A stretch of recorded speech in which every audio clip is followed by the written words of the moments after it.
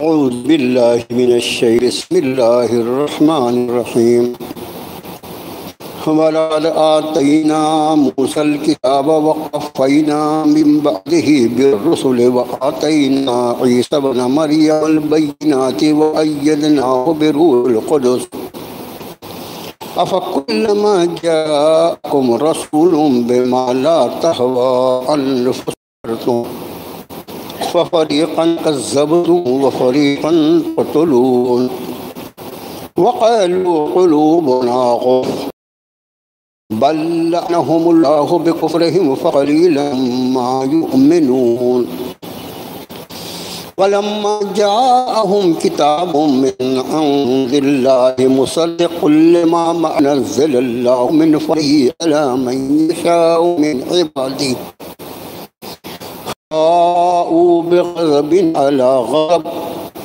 وللكافرين عذاب مهين وإذا قيل لهم آمنوا بما أنزل الله قالوا نؤمن بما أنزل علينا ويكفرون بما وراءه وهو الحق مصدقا لما معهم قل فلم تقتلون أنبياء الله من قبل إن كنتم مؤمنين ولقد جاءكم موسى بالبينات ثم اتخذتم العجل من بعدكم ورفعنا فوقكم الطور خذوا ما آتيناكم بقوة واسمعوا قالوا سمعنا وعصينا وأشربوا في قلوبهم العجل بكفرهم قل بئس ما يأمركم به إيمانكم إن كنتم مؤمنين قل إن كانت لكم الدار الآخرة عند الله خالصة من دون الناس فتمنوا الموت إن كنتم صادقين وَإِن يَتَمَنَّوْهُ أَبَدًا بِمَا قَدَّمَتْ أَيْدِيهِمْ وَاللَّهُ عَلِيمٌ بِالظَّالِمِينَ وَلَتَجِدَنَّهُمْ أَحْرَصَ النَّاسِ عَلَى حَيَاةٍ وَمِنَ الَّذِينَ أَشْرَكُوا يَوَدُّ أَحَدُهُمْ وَلَوْ يُعَمَّرُ أَلْفَ سَنَةٍ وما هو بمزحزحه من العذاب أن يعمر والله بصير بما يعملون صدق الله العظيم آمنت بما أنزل الله من کتاب پیش قرآن پاک کے پہلے پہ میں دوسری سورۃ البقرہ کا 11واں رکوع ہے جو آیت نمبر 87 سے لے کر 96 تک 10 آیات بینات پر مشتمل ہے۔ سب سے پہلے ان آیات بینات کا ترجمہ فرمایا اور تحقیق ہم نے دیے جناب موسیٰ کو الکتاب اور جگہ بعد دیگرے پے در پے ان کے بعد ہم نے رسول کو بھیجا اور ہم نے دیا تھا عیسیٰ ابن مریم کو واضح دلائل اور ہم نے ان کی تائید فرمائی روح القدس سے۔ کیا پھر جب بھی تمہارے پاس کوئی رسول آئے اس چیز کو لے کر جسے تمہارے دل نے پسند نہیں کیا تو تم نے تکبر کر ڈالا، تکبر میں آ گئے۔ پھر ایک گروہ کو تو تم نے تکذیب کی اور ان میں سے ایک گروہ کو تو تم نے قتل کر ڈالا۔ وہ کہتے ہیں یعنی یہودی کہتے ہیں کہ ہمارے دل غلاف میں محفوظ ہیں۔ حقیقت یہ ہے کہ ان کے کفر کے سبب اللہ نے ان پر لعنت فرمائی ہے، پھر وہ بہت ہی تھوڑے لوگ ایمان لاتے ہیں۔ اور جب آئے ان کے پاس کتاب اللہ کے پاس سے تصدیق کرنے والی اس کی کچھ ان کے پاس پہلے سے موجود تھا جس کو انہوں نے پہچان بھی لیا تو پھر اس کا انکار کر دیا۔ نازل فرماتا ہے پھر وہ غضب بالائے غضب کے حقدار ہوئے اور کافروں کے لیے انتہائی رسوا کر دینے والا عذاب ہے۔ اور جب ان سے کہا جاتا ہے کہ ایمان لے آؤ اس چیز پر جو کچھ اللہ نے نازل کیا ہے، تو وہ کہتے ہیں ہم اس پر ایمان لائیں گے جو کچھ ہم پر نازل کیا گیا ہے، اور اس کے ماں سے جو ہو ہم سب کا انکار کرتے ہیں، جبکہ وہ حق ہے اور تصدیق کرنے والا اس کا جو کچھ ان کے پاس موجود ہے۔ آپ پوچھئے نبی صلی اللہ علیہ وسلم، پھر تم کیوں قتل کرتے تھے اس کے پہلے اللہ کے نبیوں کو اگر تم ایمان والے ہو؟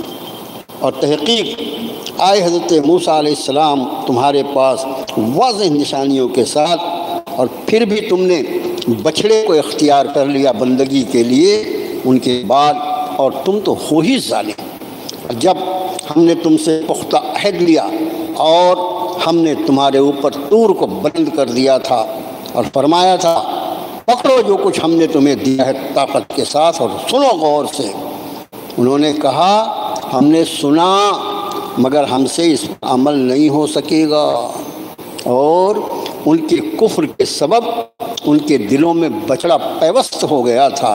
فرمائیے نبی صلی اللہ علیہ وسلم کتنا برا ہے وہ جس کا تمہیں تمہارا ایمان حکم کر رہا ہے اگر واقعی تم مومن ہو۔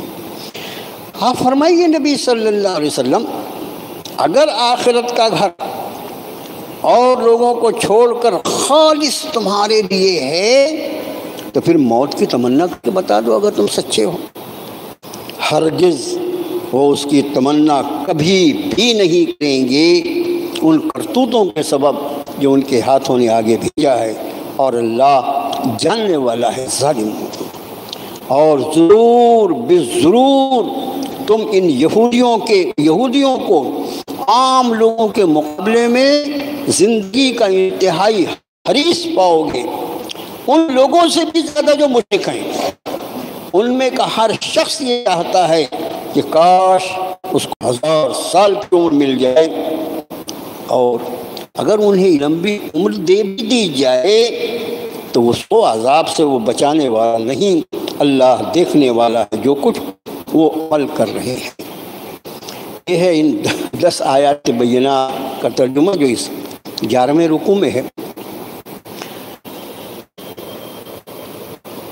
قوم بنی اسرائیل جس کی تاریخ اس وقت ہمارے اور آپ کے زیر مطالعہ ہے درس کے اعتبار سے، اس قوم کے اندر کی اخلاقی برائیاں، اصل میں برائیاں جو پیدا ہوتی ہیں اس کا تعلق آدمی کے قلب سے ہوتا ہے، اس لیے کہ اللہ کے رسول صلی اللہ علیہ وآلہ وسلم نے ارشاد فرمایا کہ خبردار ہو جاؤ کہ جسم میں ایک گوشت کا لوتھڑا ایسا ہے کہ جب وہ سدھرتا ہے تو سارا جسم سدھر جاتا ہے، اور جب وہ بگڑتا ہے تو سارا جسم بگڑ جاتا ہے۔ پھر فرمایا الا وہی سے ان اعمال کا صدور ہوتا ہے جو اللہ کو راضی کرنے والا، لیکن جب اس قلب میں بجائے ایمان کے انکار آ جائے، خود سری آ جائے، تکبر آ جائے، نخوت آ جائے، مقابلہ آرائی آ جائے، تو اس کے بعد پھر وہ اخلاقی بیماریاں اس کے اندر پیدا ہو جاتی ہیں کہ جس کے نتیجے میں یہ انسانی جسم جو ہوتا ہے، انسانی جسم ہونے کے بعد بھی اس کے اعمال جو ہوتے ہیں وہ سب کے سب غیر انسانی ہوتے ہیں۔ آج کی رکوع میں چند اسی طرح کی اخلاقی بیماریوں کا بھی تذکرہ ہے، بڑا معنی خیز مضامین ہیں۔ پہلی آیت شریفہ میں رب تعالیٰ نے یہ خیال رہے کہ یہ سورہ بقرہ جو ہے یہ مدنی صورت ہے، اور یہ ساری آیات بینات نازل ہو رہی ہیں مدینہ طیبہ میں، جہاں کی بڑی آبادی جو ہے، ایک بہت بڑی آبادی یہودیوں پر مشتمل ہے۔ یہ یہود جو اہل کتاب ہیں، جو اپنے آپ کو جناب موسیٰ کلیم اللہ پر ایمان رکھنے والا بتاتے ہیں، اور وہ اہل کتاب ہونے کے بعد بھی جناب عیسیٰ روح اللہ کی معاذ اللہ انکاری ہے۔ پھر ایک اچھی خاصی آبادی نصارہ کی تھی جو انجیل کو اپنی کتاب مانتے تھے، اور یہودیوں سے ان کا اللہ واسطے کا بیع تھا۔ عجیب و غریب بات، اہل کتاب ہونے کے بعد بھی۔ تو یہ ساری آیتیں جو ہیں اس تناظر میں سمجھی جائیں کہ اس آبادی میں جس کا بہت بڑا حصہ جس شہر کا جو ہے وہ یہودیوں پر مشتمل ہے، وہاں یہ آیات بینات نازل ہو رہی ہیں۔ فرمایا وَلَقَدْ آتَيْنَا مُوسَى الْكِتَابَ، موسیٰ کو بھی کتاب ہم ہی نے دی تھی، اور ان کے بعد وَقَفَّيْنَا مِن بَعْدِهِ بِالرُّسُلِ، اور ان کے بعد ہم نے پے در پے رسولوں کو بھیجا، یہاں تک کہ آتینا عیسیٰ ابن مریم البینات۔ اب انداز فرمائے کہ قرآن کا انداز بیان جو اس میں اختصار کتنا ہوتا ہے۔ جناب موسیٰ کلیم اللہ سے شروع کیا، اور درمیان میں جتنے انبیاء تھے ان کے بارے میں فرمایا، ان سارے انبیاء کو ہم نے بھیجا تھا، اور پھر نبی کریم صلی اللہ علیہ وآلہ وسلم سے بالکل لگی ہوئی نبوت کا تذکرہ فرما دیا جو جناب عیسیٰ روح اللہ کی ہے۔ فرمایا وَآتَيْنَا عِیسَىٰ ابْنَ مَرْیَمَ الْبَیِّنَاتِ وَأَیَّدْنَاهُ بِرُوحِ الْقُدُسِ، اور ہم نے ان کی تائید فرمائی روح القدس سے۔ روح القدس سے مراد مختلف تفسیریں، مختلف رائے بیان کرنا جو ہے اس طرح کی مجلسوں میں کوئی معنی نہیں رکھتا۔ مفسرین کی رائے یہ ہے کہ روح القدس سے مراد حضرت جبریل علیہ السلام ہے۔ حضرت جبریل جو وحی کے نزول کی، وحی کو لے کر آنے کی ذمہ داری رب کائنات نے حضرت جبریل کے ذمے کی ہے۔ اگلا رکوع جو ہوگا اس میں حضرت جبریل کا الگ سے تذکرہ آئے گا، اس وقت کچھ مزید باتیں انشاءاللہ عرض کریں گے، لیکن ابھی صرف یہ کہ یہاں پر فرمایا کہ وَأَيَّدْنَاهُ بِرُوحِ الْقُدُسِ، ہم نے ان کی تائید کی، ان کی مدد کی روح القدس سے۔ ویسے تو حضرت جبریل جو ہے وہ سارے انبیاء علیہ نبی صلی اللہ علیہ وسلم کے پاس چونکہ وحی الہی کو لاتے ہیں تو سارے انبیاء سے ان کا تعلق جیسے، لیکن حضرت عیسیٰ روح اللہ کے ساتھ ان کا یہ تعلق کچھ بہت زیادہ تھا۔ اس میں ایسے مثلاً جب حضرت عیسیٰ کی ولادت ہوئی، جب حضرت عیسیٰ کی ولادت ہوئی، حدیث شریف میں آتا ہے کہ اللہ کے رسول صلی اللہ علیہ وسلم فرمایا کہ ہر بچہ جو پیدا ہوتا ہے اس کو پیدا ہوتے سے ہی شیطان کچوکے لگاتا ہے، اس کو شیطان انگلیوں سے اس کو چھیڑتا ہے، جس وجہ سے بچہ روتا گاتا ہوا آتا ہے، روتا ہوا جو آتا ہے اس کے پیچھے شیطان، اس کو شیطان کا مس کرنا کہتا ہے۔ ہر پیدا ہونے والے بچے کو شیطان مس کرتا ہے۔ حدیث شریف میں اللہ کے رسول صلی اللہ علیہ وسلم فرمایا کہ حضرت عیسیٰ کو اللہ نے جب پیدا فرمایا تو حضرت جبریل ان کو گھیرے ہوئے تھے، ان کو جبریل نے اس طرح سے آڑ بنا دیا کہ شیطان ان کو مس نہیں کر سکا۔ اس سے مس سے شیطانی جس کو کہا جاتا ہے، اس سے اللہ نے حضرت عیسیٰ علیہ السلام کو محفوظ رکھا۔ اسی طرح یہ جو حضرت مریم کو اللہ نے یہ بیٹا بغیر باپ کی عطا فرمایا، حضرت مریم کی گریبان میں حضرت جبریل نے انسانی شکل میں آ کر صرف اس میں پھونک ماری تھی، جس پھونک کی وجہ سے یہ حمل قرار پایا تھا۔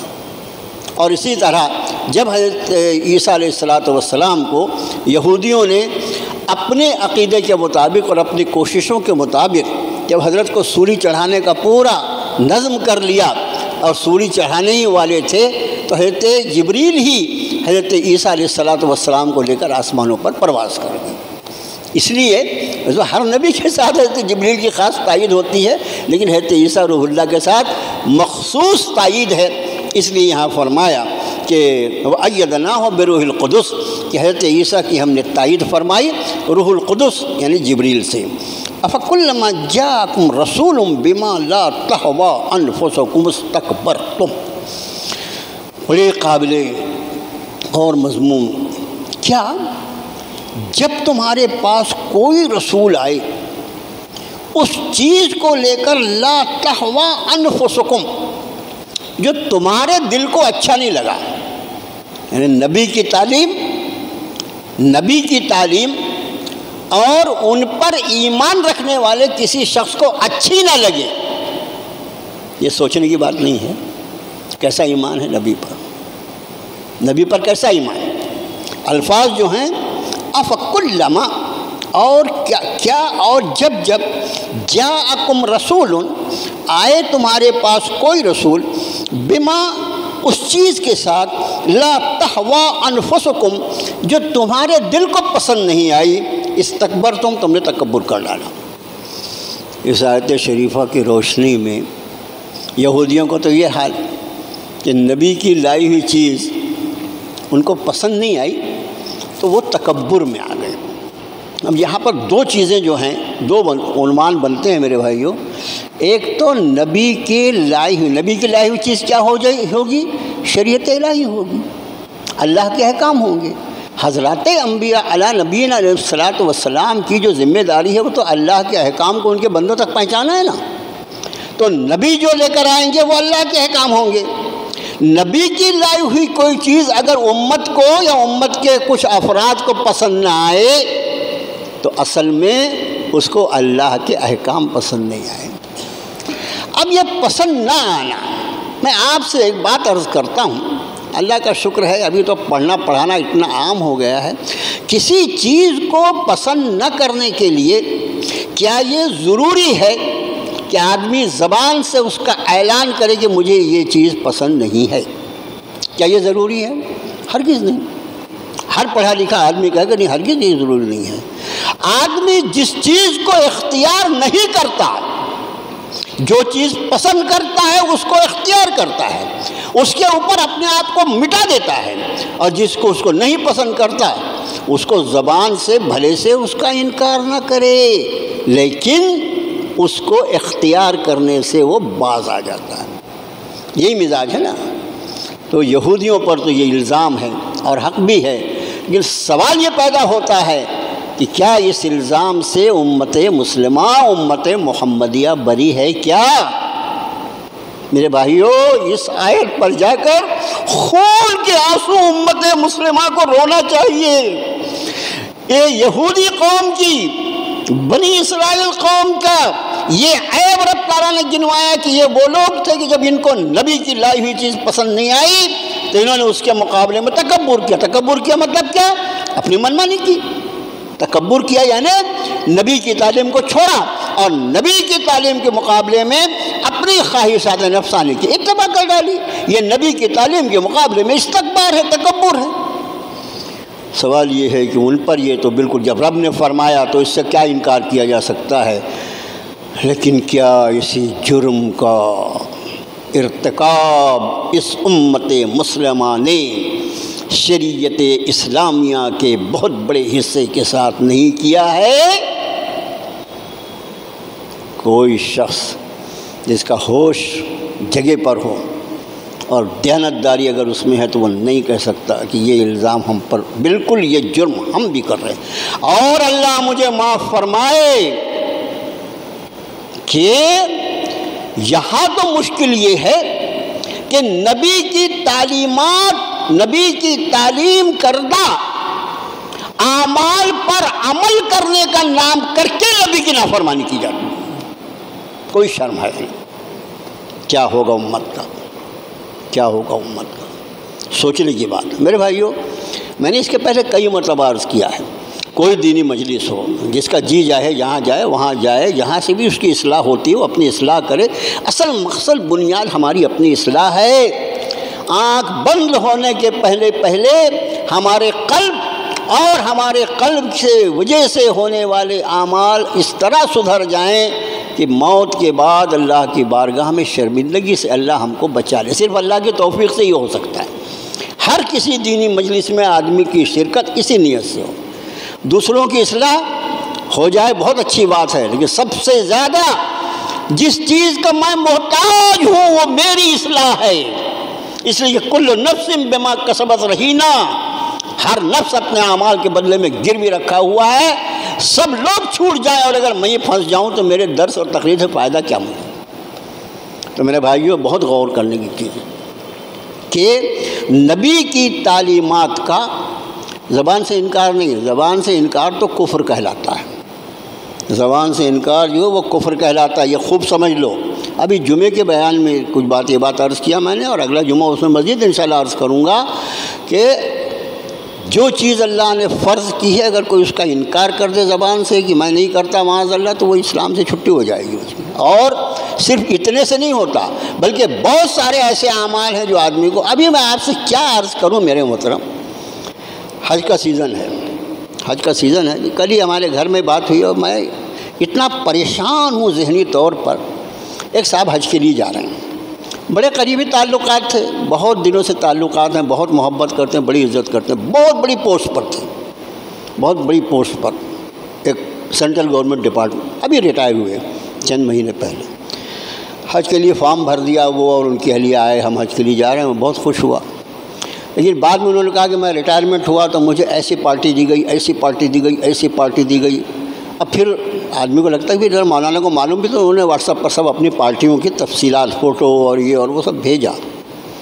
اس میں نے ایک ان کی رپورٹ پڑھا، ان کے سبارڈینیٹ کی زبان سے، ایک مسلمان کی رپورٹ کہ ہمارے یہ صاحب جو تھے یہ اتنے نرم تھے، اتنے نیک تھے، اتنے اچھے تھے، اتنے کوآپریٹو تھے کہ ہمارے یہاں جتنی پوجا پاٹ ہماری مورتیوں کی ہوتی تھی ہمارے صاحب ہی کرتے تھے، ہمارے صاحب ہی کرتے تھے۔ اب مجھے آپ بتاؤ، ایک مسلمان مورتیوں کی پوجا کرے، اس کے بعد کیا مسلمان رہ جائے گا وہ؟ میں اتنا متفکر ہوں کہ اللہ پاک حج کی تاریخیں قریب آ رہی ہیں، ارے اس طرح کے کام کرنے سے، شرک اور کفر کا کوئی کام کرنے سے آدمی کا ایمان ضائع ہوتا ہے، اور جیسے ہی ایمان چلا جائے تو اس کا نکاح بھی خود بخود ٹوٹ جاتا ہے، اس کے سارے اعمال غارت ہو جاتے ہیں۔ کتنی سوچنے کی بات ہے۔ ہم صرف صلح کل کے نام پر لوگ میرے بارے میں یہ کہیں کہ کتنا اچھا انسان ہے، مسجدوں میں رہتا ہے تو بیچارہ مسلمان رہتا ہے، لیکن واہ ہماری مندروں میں آتا ہے تو ہندو بن جاتا ہے، ہمارے چرچ میں آتا ہے تو کرسچن بن جاتا ہے، یہودیوں کے سوامے میں جاتا ہے تو یہودی بن جاتا ہے۔ ایسا آدمی چاہیے، یہ ہمارا پسندیدہ آدمی ہے، ایسا آدمی ہمیں ملے، ہم تو سنسد بھون کی شری گنیش کرنے کے لیے اس کو بلا لیں۔ میرے بھائیوں، یہ سوچنے کی بات ہے۔ عرض یہ کر رہا تھا کہ رب نے فرمایا کہ جب تمہارے رسول کوئی ایسی چیز لے کر آئے جس کو تمہارے دل کو پسند نہیں تھی تو تم نے اس کے مقابلے میں استکبرتم، تم نے تکبر کیا۔ تکبر اور حسد، اتفاق ایسا ہے کہ آج کے رکوع میں دونوں گناہوں کا تذکرہ ہے۔ مفسرین فرماتے ہیں کہ آسمان پر جو سب سے پہلا گناہ ہوا، آسمانوں پر جو سب سے پہلا گناہ ہوا وہ تکبر کا تھا۔ کس نے کیا تھا؟ ابلیس نے۔ قرآن نے فرمایا نا، ابا واستکبر وکان من الکافرین۔ جب رب تعالیٰ نے سجدے کا حکم فرمایا تو سب کو حکم تھا، یہ بھی کھڑا ہوا تھا وہاں پر مردود۔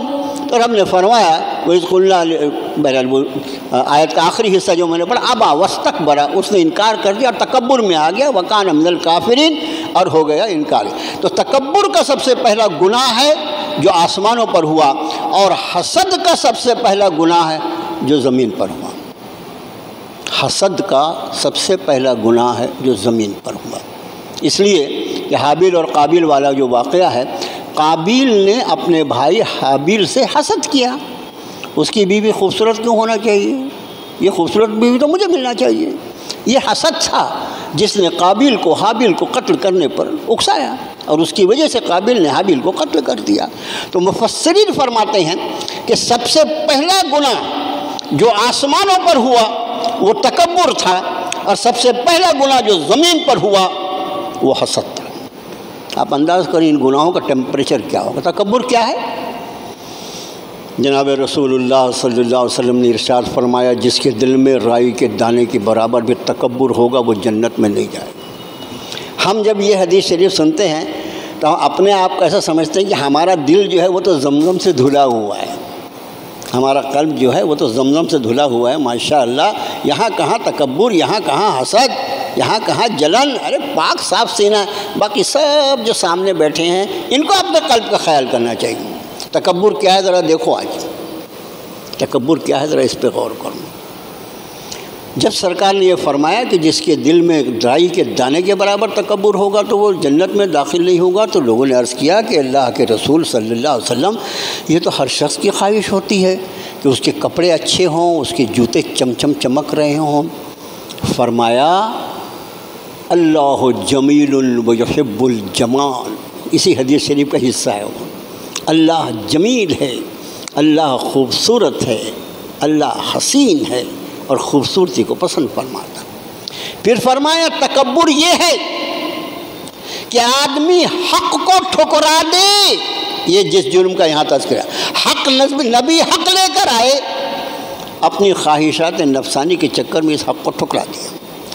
تو اسی حدیث شریف میں جو وہ حدیث شریف پوری جب آئے ہوگی جو آپ دیکھ، آپ نے فرمایا تکبر یہ ہے کہ آدمی حق کو ٹھکرا دے اور دوسروں کو اپنے مقابلے میں کم تر سمجھے، دوسروں کو اپنے مقابلے میں کم تر سمجھے۔ میں آپ سے عرض کروں، ہمارے جتنے لڑائی جھگڑے ہمارے گھروں سے لے کر ہماری انجمنوں میں، ہماری تنظیموں میں، ہماری جماعتوں میں، ہمارے مدرسوں میں، ہماری مسجدوں میں، ہماری کمیٹیوں میں، ان سب کی بنیاد تکبر ہے، ان سب کی بنیاد تکبر ہے۔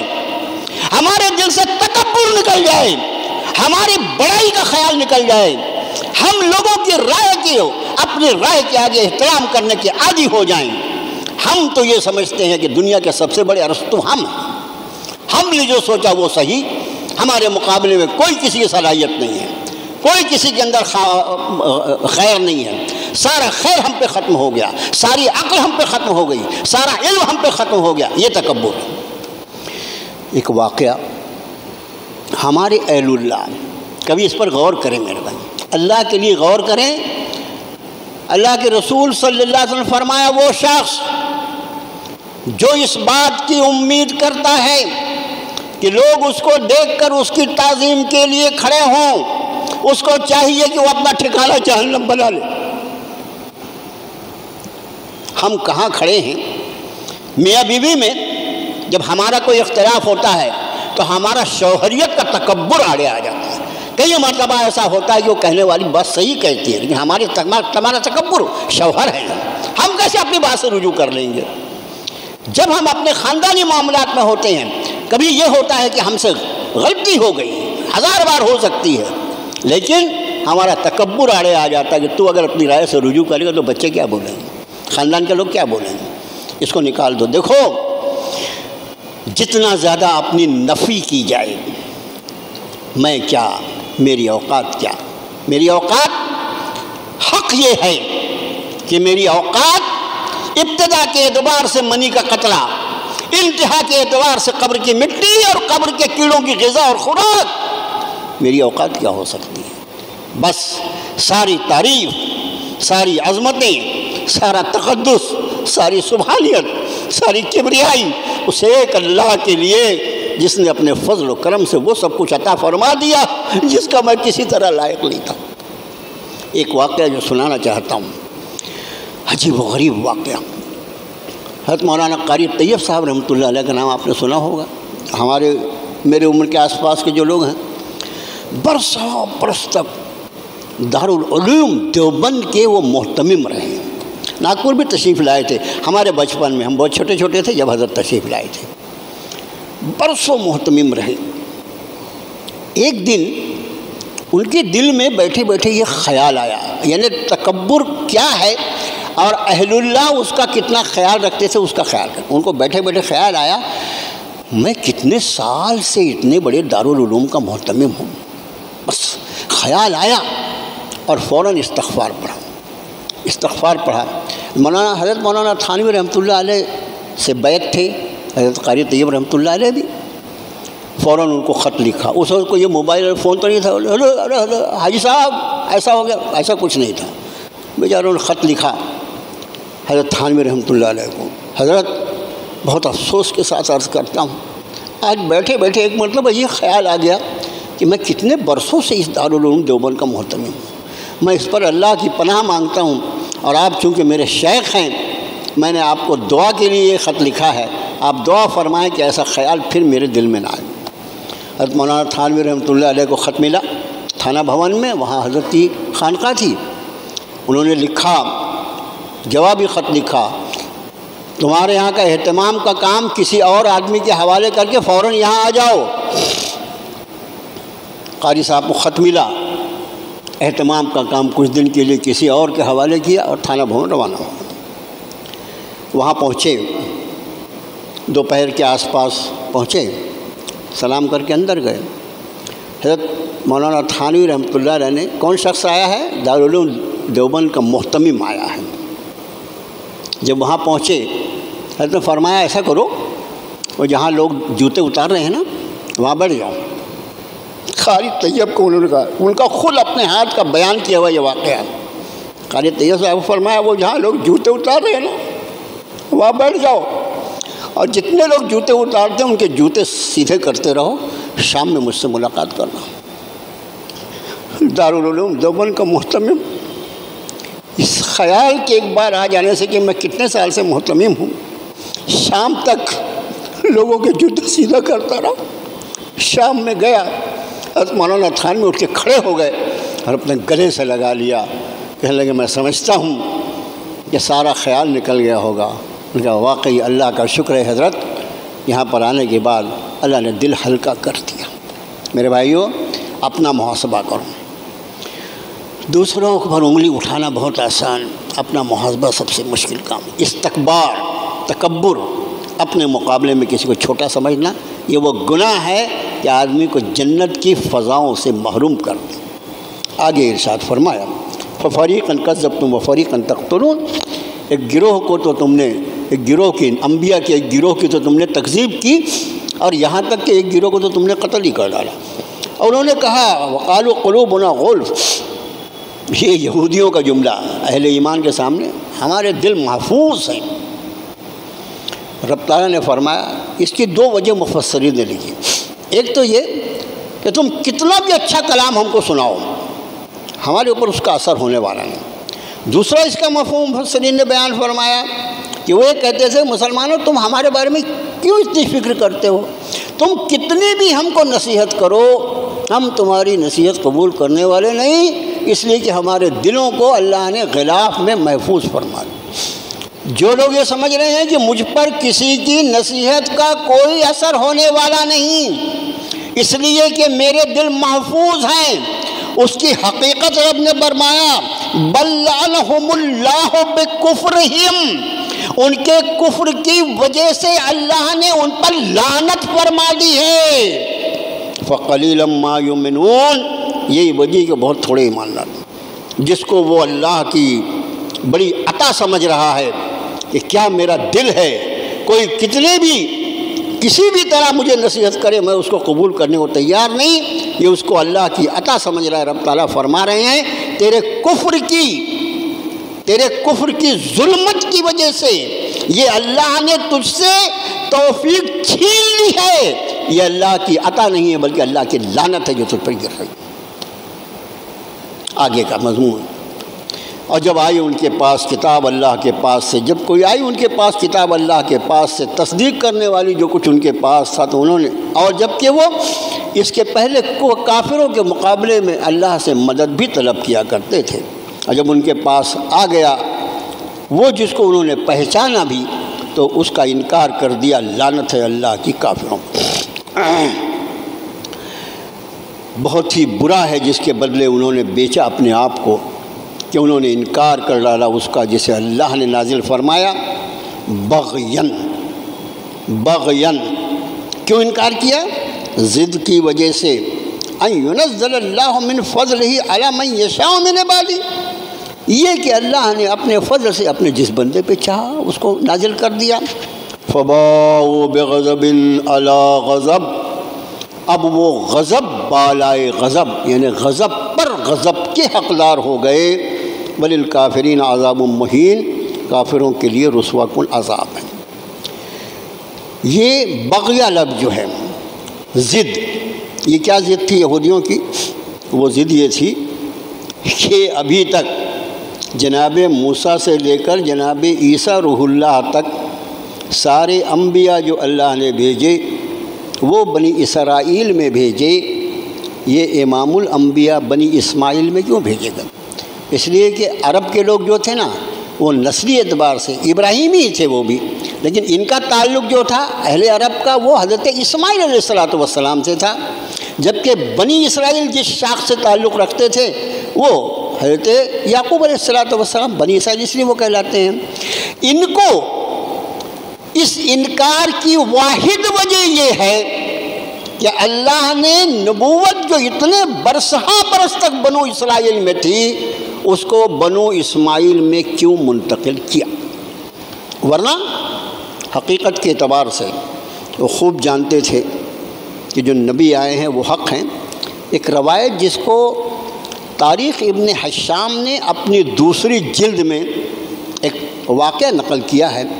حضرت صفیہ رضی اللہ تعالی عنہا یہ امہات المومنین میں سے اللہ کے نبی صلی اللہ علیہ وسلم کی ازواج مطہرات میں سے ایک زوجہ محترمہ حضرت صفیہ رضی اللہ تعالیٰ عنہ بہت بڑے یہودی عالم کی بیٹی ہیں اور ان کا چچا بھی بہت بڑا یہودی عالم تھا.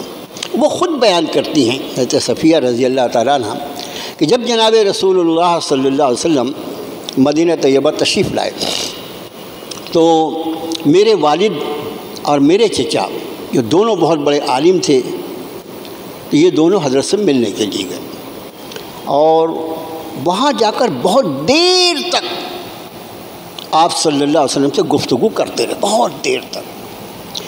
جب واپس آئے تو میرے والد اور میرے چچا کی جو گفتگو میں نے خود اپنے کان سے سنی. حضرت صفیہ کہتی ہیں جو میں نے اپنے کان سے سنی وہ یہ تھی کہ میرے چچا نے میرے والد صاحب کو خطاب کر کے کہا کہ کیا خیال ہے ان کے بارے میں، کیا یہ وہی نبی ہیں جن کا تذکرہ ہماری کتابوں میں ہے؟ تو میرے والد نے جواب میں کہا قسم اللہ کی یہ وہی نبی ہیں، قسم اللہ کی یہ وہی نبی ہیں. پھر میرے چچا نے پوچھا تو پھر آگے کیا خیال ہے؟ میرے والد نے جواب دیا جب تک جان میں جان ہے ان کی مخالفت کرتے رہیں. قسم اللہ کی یہ وہی نبی ہیں جن کا تذکرہ ہماری کتابوں میں موجود ہے، ہم نے ان کو پہچان لیا، لیکن اس کے بعد بھی جب تک جان میں جان ہے ان کی مخالفت کرتے. آپ انداز فرمائیں قرآن پاک کا انداز بیان جو ہے کہ صرف بغیم بینہم، ایک ضد کی وجہ سے کہ یہ نبی جو ہے یہ بنو اسماعیل میں کیوں بھیجا گیا. آگے ارشاد فرمایا اور جب ان سے کہا جاتا کہ ایمان لاؤ اس پر جو اللہ نے نازل کیا، کہتے ہم ایمان لائیں گے اس پر جو کچھ نازل کیا گیا ہم پر، اور اس کے سوا جو ہے ہم سب اس کا انکار کرتے ہیں. ہم پر سے مراد کیا ہے؟ یہ انبیاء بنی اسرائیل پر جو کچھ نازل کیا جائے گا اس پر ایمان لائیں گے، اور چونکہ تم انبیاء بنی اسرائیل کے گروہ سے باہر ہو اس لیے ہم تمہارے کلام پر تم پر نازل شدہ کتاب پر ایمان نہیں لائیں گے. وَهُوَ الْحَقُّ مُصَدِّقًا لِمَا مَعَهُمْ، حالانکہ حق یہ ہے، سچ یہ ہے کہ وہ انتہائی حق ہے اور تصدیق کرنے والی اس کی جو کچھ ان کے پاس ہے. پھر آپ پوچھئے نبی صلی اللہ علیہ وسلم اگر ایسا ہے تو تم اس کے پہلے اللہ کے نبیوں کا قتل کیوں کرتے رہے ہو اگر تم ایمان ہو؟ فرمایا رائے جناب موسیٰ واضح نشانیوں کے ساتھ تمہارے پاس، اس کے بعد بھی تم نے بچھڑا قبول کر لیا تھا اور تم ظالم ہو. اور جب ہم نے تم سے پختہ عہد لیا، وَرَفَعْنَا فَوْقَكُمُ الطُّورَ، پچھلے رکوع میں ان آیتوں کی تصریح ہو چکی ہے، ہم نے تمہارے اوپر طور کو اٹھا کے بلند کر دیا اور یہ کہا خُذُوا مَا آتَيْنَاكُمْ بِقُوَّةٍ، جو کچھ دیا ہے اس کو طاقت سے پکڑو، وَاسْمَعُوا، غور سے سنو. قَالُوا سَمِعْنَا وَعَصَيْنَا، انہوں نے کہا سن لیا، وَعَصَيْنَا، ہم سے نہیں ہو سکے گا. یہ جو تورات کے احکام آپ نافذ فرما رہے ہیں ہم سے اس پر عمل نہیں ہوگا. وَأُشْرِبُوا فِي قُلُوبِهِمُ الْعِجْلَ بِكُفْرِهِمْ، اس کی وجہ کیا تھی؟ ان کے کفر کی وجہ سے وہ بچھڑا پرستی ان کے قلوب میں رچ بس گئی تھی. فرمائیے نبی صلی اللہ علیہ وسلم کتنی بری چیز ہے وہ جس کا یہ حکم تمہیں تمہارا ایمان دیتا ہے اگر تم ایمان والے ہو. اگر تم ایمان والے ہو، اگر ایمان ہوتا تو اس چیز کا بڑی حسین تعریض ہے، یہ بڑی حسین. ارے کیسا ایمان والا ہے؟ جیسے ہمارے ہوتا ہے مسلمان ہو کے جھوٹ بولتا ہے، مسلمان ہو کے جھوٹ بولتا ہے، مسلمان ہو کے خیانت کرتا ہے. اس کا معنی مسلمانوں کے بارے میں کسی وقت میں یہ بات طے تھی کہ مسلمان ہو کر جھوٹ نہیں بولتا. تو یہ اسی طرح رب نے فرمایا کہ اگر واقعی ایمان والے ہو تو تمہارا ایمان برائیوں کا حکم کرتا ہے. اس کا معنی یہ ہے کہ ایمان جو ہوگا وہ ہمیشہ نیکیوں کا حکم کرے گا. ایمان باللہ کے ساتھ، اللہ کے احکام کے ساتھ غداری اور اللہ کے احکام کی نافرمانی کی جسارت آدمی کر ہی نہیں سکتا. اگر اس کی زندگی میں نافرمانیوں کی موج آئی ہے تو اس کو یہ سمجھ لینا چاہیے کہ اس کو اپنے ایمان کی خبر لینی پڑے گی ایمان میرا اتنا مضبوط کیوں نہیں ہے جو مجھے میرے اللہ کی فرما برداری پر لے آئے؟ کیسے مجھ پر شیطان اس طرح حاوی ہو جاتا ہے کہ میرے مومن ہونے کے بعد ہی مجھے وہ اللہ کی نافرمانی پر اکسا جاتا ہے۔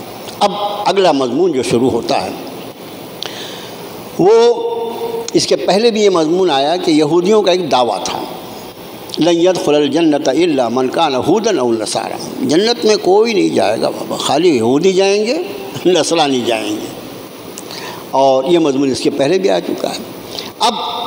اب جو آیتیں شروع ہو رہی ہیں اس میں بڑی یعنی عجیب، قل ان کانت لکم الدار الاخرۃ عند اللہ خالصۃ من دون الناس، آپ یہ فرمائیے نبی صلی اللہ علیہ وسلم اگر سارے لوگوں کو چھوڑ کر اللہ کے پاس دار آخرت صرف تمہارے لیے، تو فتمنوا الموت ان کنتم صادقین، اگر ایسا ہے تو پھر موت کی تمنا کرو۔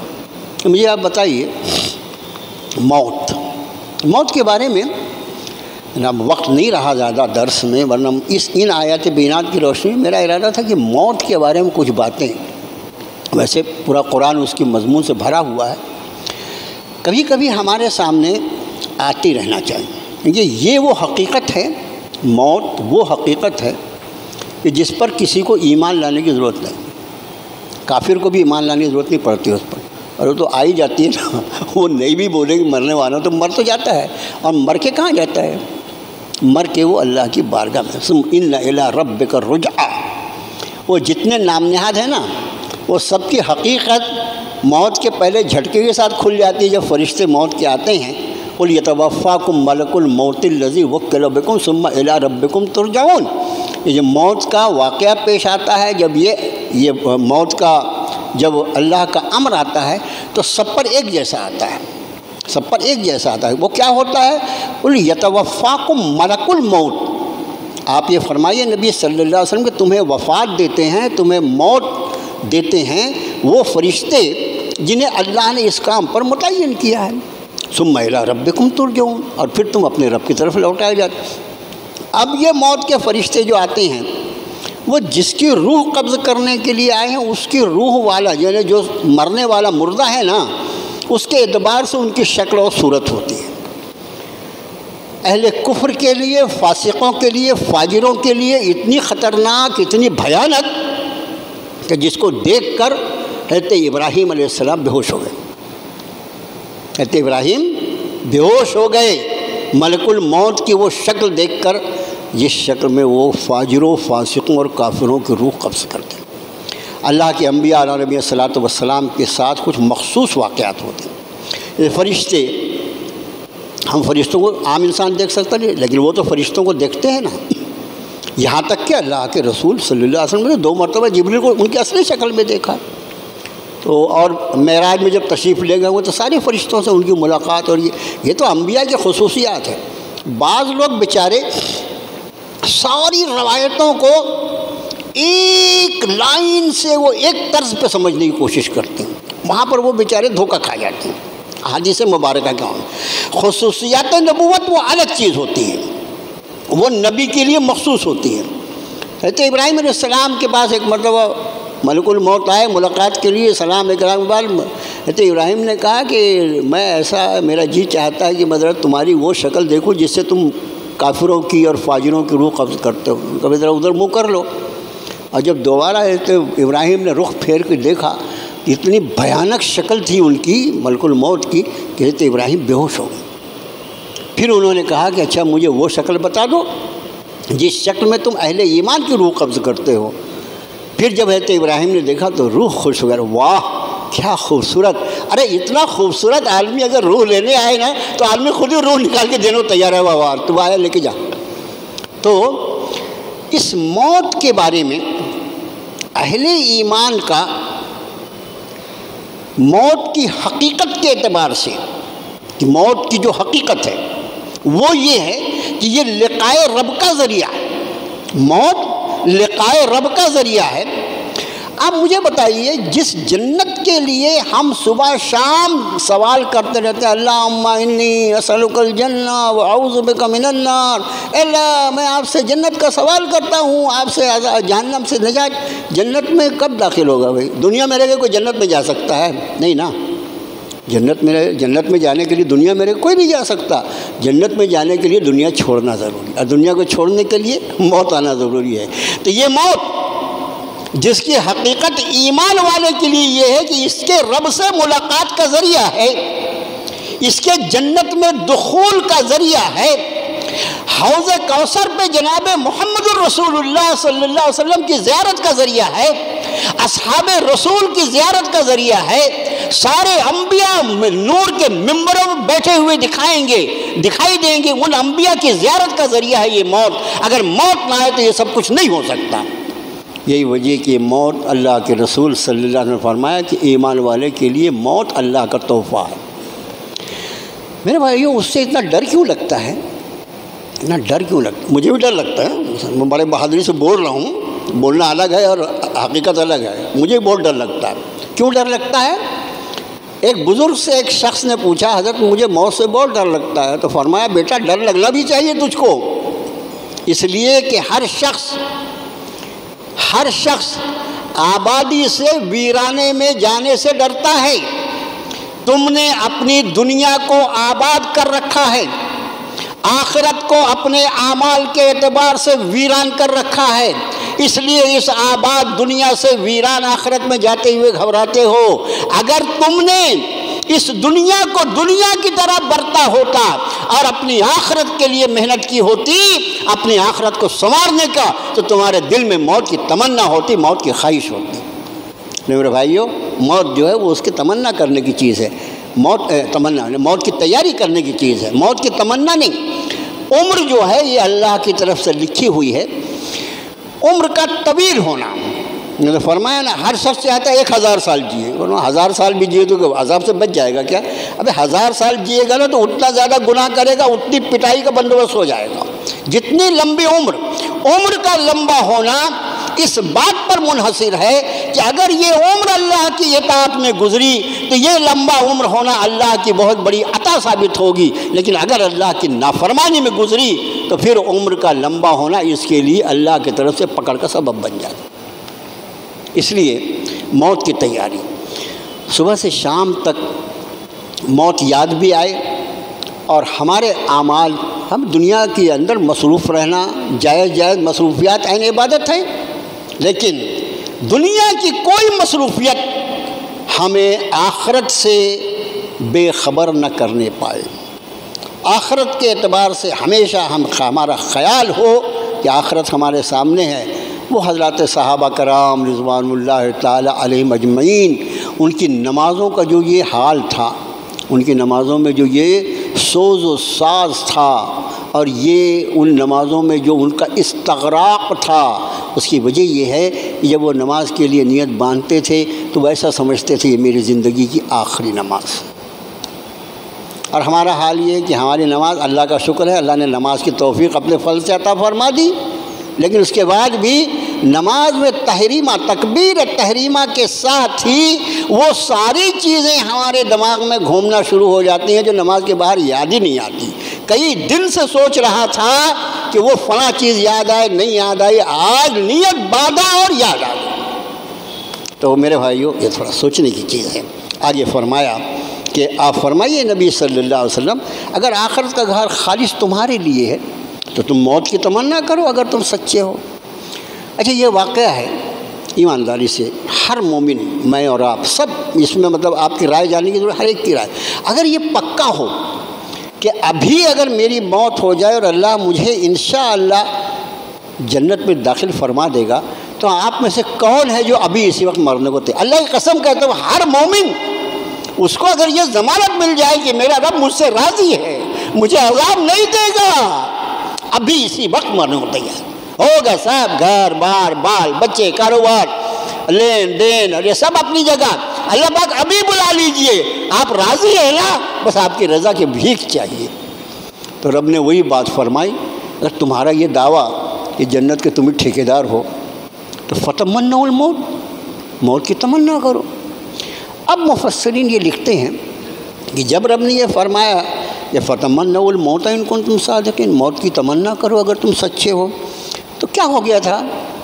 ان کو کیا ہو گیا تھا؟ بول سکتے تھے اے اللہ ہمیں ابھی موت دے دے، ہم تیرے چیلنج کو قبول، چیلنج نبی کا تھوڑی ہے یہ تو اللہ کی طرف سے ہے نا، تو بول دینا تھا اے اللہ ہمیں ابھی موت دے دے، ہم تو نے اپنے نبی سے فرمایا ہم ابھی موت مانگتے ہیں۔ میں ایک یہودی نے بھی ہمت نہیں کیا، اس لیے کہ چور کا دل آدھا۔ وہ جیسا ابھی میں نے حضرت صفیہ رضی اللہ تعالیٰ عنہ کے والد اور چچا کا واقعہ بیان کیا، وہ ضد میں، حسد میں انکار تو کرتے تھے لیکن دل کے اندر اقرار موجود تھا کہ یہ سچے نبی ہیں۔ ان کو ڈر یہ تھا کہ اگر ہم نے اس قرآن کے دعوے کے مطابق ایک مرتبہ کہہ دیا ہاں ہم مرنے کو تیار ہیں، اگر ہم نے کہا تو یہ چیلنج اللہ کا ہے جو موت اور زندگی کا مالک ہے، ہم نے جس دن کہا اس کے اگلے دن ہم قبر میں ہوں گے۔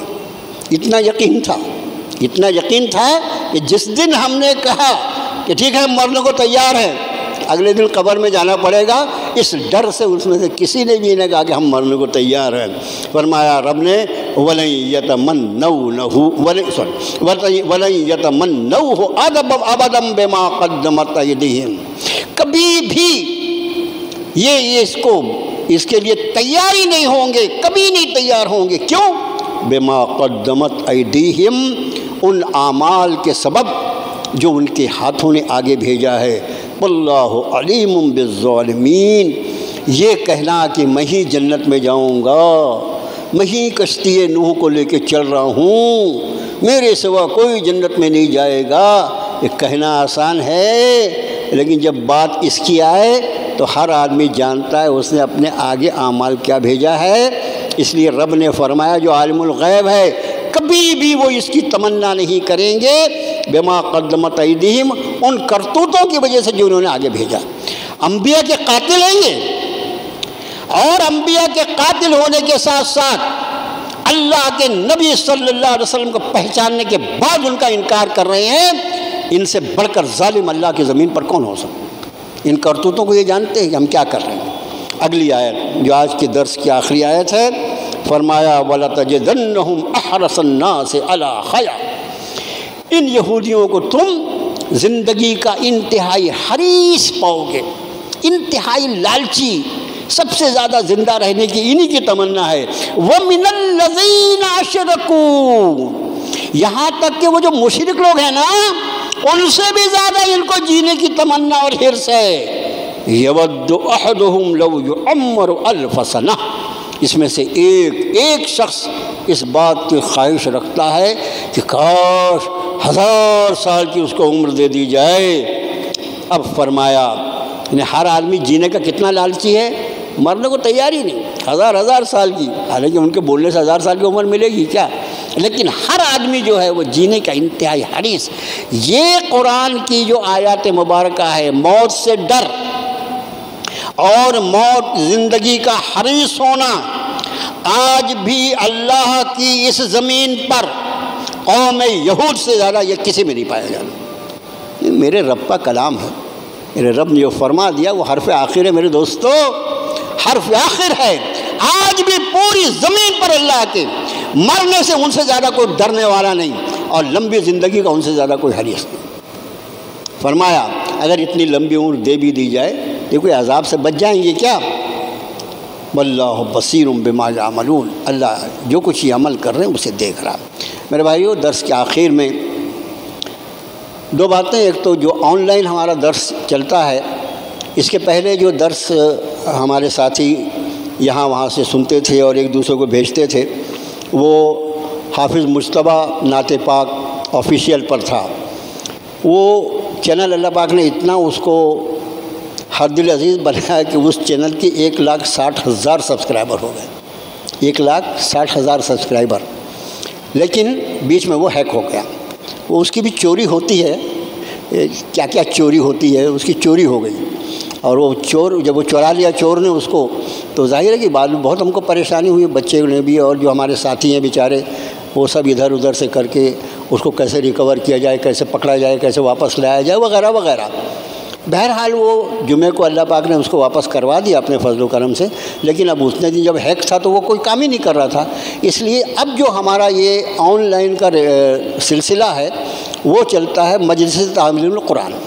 صرف اتنا آپ وہ کریں گے تو آپ کو انشاءاللہ سارے یہ جو ابھی درس اور تقریریں ہو رہی ہیں، جمعہ بھی، اتوار بھی، اور وہاں کا کامٹی کا جمعہ بھی، اس کے لیے اب ہمارا جو چینل ہے وہ صرف مجلس تعلیم القرآن سے آپ کو مل جائے گا، اس کا خیال رکھیں۔